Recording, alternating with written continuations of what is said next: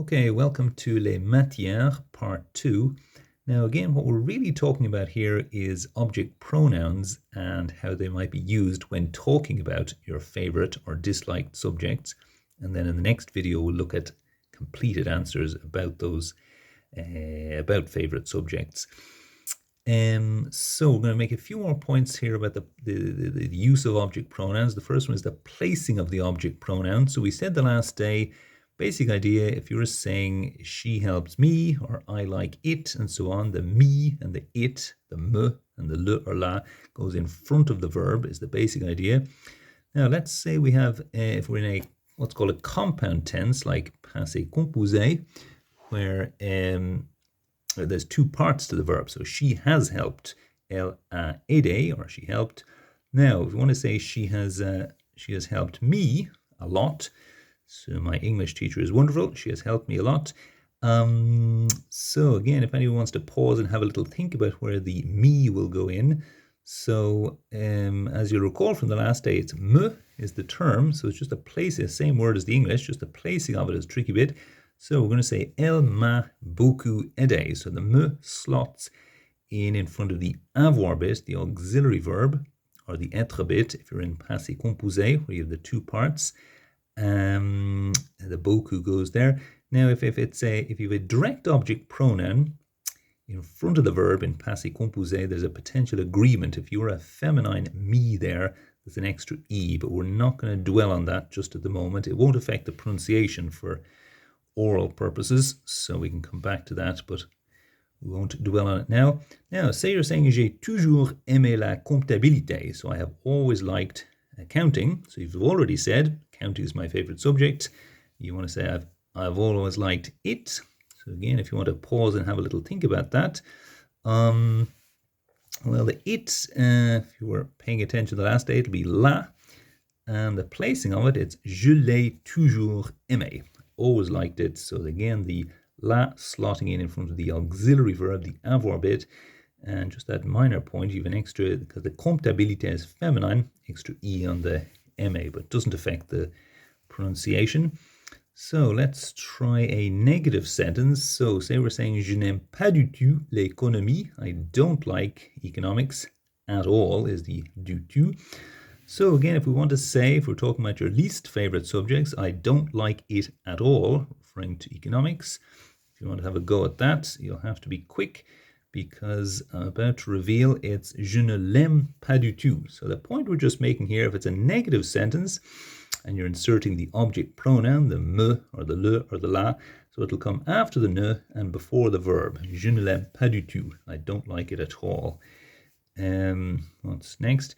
Okay, here's an even more or a more awkward one. So je n'ai jamais aimé l'anglais. So again, if we've already said English is my least favorite subject, I have never liked English. And pas is your standard negative in French, not, ne jamais, never. So again, if we would say my least favorite subject is English, I have never liked it. If you want to say that, so that would be one to have a go at, I recommend. So the answer is je ne l'ai jamais aimé. So again, the ne, then the le or la, le in this case, then the auxiliary verb, the ai, jamais aimé. I've never liked it.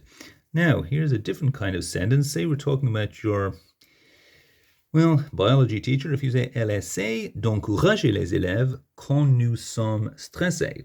So, essayer is to try. She tries to encourage the pupils when we are stressed. Now, if instead of that, if you've already said, I have a great biology teacher, she tries to encourage us when we are stressed, if you want to have a go at that. So the us, you may remember from the last day, it's nous. And the new sentence here then will be elle essaie de nous encourager quand nous sommes stressés. If you said that slightly faster, elle essaie de nous encourager. You could run that nous into the e there. Quand nous sommes stressés, so it tries to encourage us. The point we're making here is where you have a main verb, try, essaie, and an infinitive, the full thing with the er coming up just after it. The object pronoun, the nous, will go in front of the infinitive if it's the object of that bit, encourage us, instead of going in front of the essay. So to take another example, say we are talking about your history teacher. On peut poser des questions à notre prof d'histoire quand on ne comprend pas quelque chose. So on peut, so that's pouvoir, one of the key irregular verbs you'll be needing to learn. To be able, or can, one can, or we can. They often use on instead of nous. We can poser des questions, ask questions à notre prof d'histoire, of our history teacher, quand on ne comprend pas, when one doesn't understand, comprehend quelque chose, something. Il or elle ne s'énerve jamais. So s'énerver, to get annoyed or worked up. Ne jamais, you may recall, is never. He or she never gets annoyed or worked up.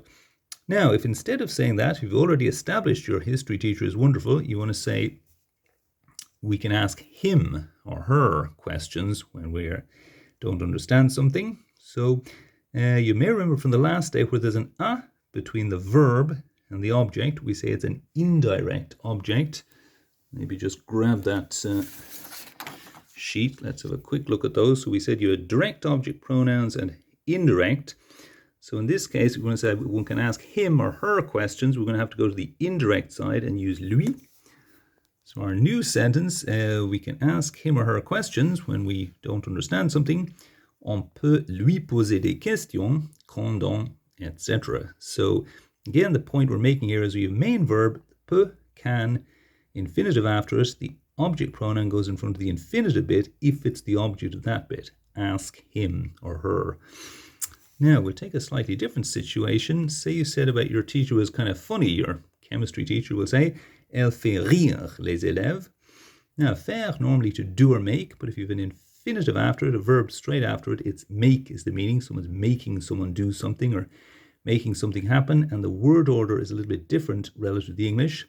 So literally it looks like she makes laugh les élèves, the pupils, but of course we'd say she makes the pupils laugh. Now, if you did want to say, she makes us laugh a lot. So again, if you want to think about that for a moment, the answer is elle nous fait beaucoup rire. Now here's a case where we have a main verb and an infinitive after it, but we put the object pronoun in front of the first bit because she makes us. It's really the object of the fait rather than the rire. Makes us laugh a lot. One other example of that sort. Il laisse les élèves rigoler un peu en classe. Laisse have a couple of possible meanings. If you say, malheureusement, j'ai laissé mon livre à l'école. Unfortunately, I left my book in school, so to leave something or someone somewhere. But it can also mean let. If you see laisse with a verb come up afterwards, someone letting someone do something. In this case, our teacher, he lets les élèves, the pupils, rigoler, is kind of mess or joke or laugh, un peu, a little bit, en classe. So again, if you did want to say here, history teacher isn't too strict, thankfully. He lets us joke or mess a bit in class.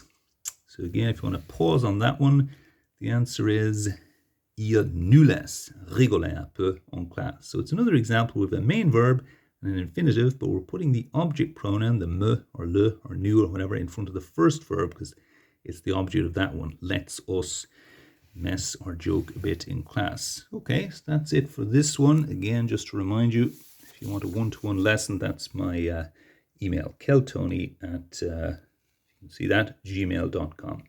Okay, that's it for now.